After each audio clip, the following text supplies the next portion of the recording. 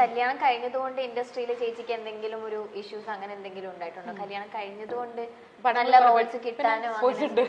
എന്തിനാണ് പറയുന്നത്? പക്ഷെ ഒരുപാടില്ല. വലിയ തമിഴിലാണ് പ്രത്യേകിച്ചും, ടു ബി ഓണസ്റ്റ്.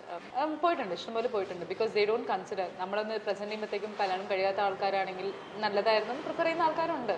പക്ഷെ എന്നാലും ഞാൻ ചെയ്താൽ നന്നായിരിക്കും എന്ന് പറഞ്ഞ് എന്നെ വിളിക്കുന്ന ആൾക്കാരും ഉണ്ട്. അപ്പൊ നമുക്ക് അതല്ലേ കൂടുതൽ നോക്കാം. കുറെ പേര് നെഗറ്റീവ് ആണെങ്കിലും പോസിറ്റിവിറ്റി തരുന്ന ഒരാളുണ്ടെങ്കിൽ അതല്ലേ വേദം. എനിക്ക് എക്സ്പീരിയൻസ് ഉണ്ട്. ലൈക്ക് അരുന്ധതി ഉണ്ടായി കഴിഞ്ഞിട്ട് സമൻ call me from the industry and ask me ഇങ്ങനെ ഒരു റോൾ ഉണ്ട്, ഒരു ചേട്ടത്തിയമ്മയുടെ റോൾ. അപ്പൊ ഞാൻ ആ സമയത്ത് മലയാളത്തിൽ ഒരു മൂവി ഭയങ്കര സ്ട്രോങ് ആയിട്ടുള്ള ഒരു ക്യാരക്ടർ ചെയ്തിട്ട് നിൽക്കുന്ന സമയം.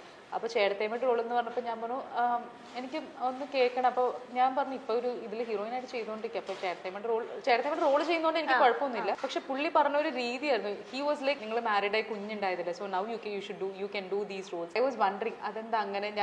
എനിക്ക് പെട്ടെന്ന് അങ്ങനെ ചൂടാവത്തില്ല.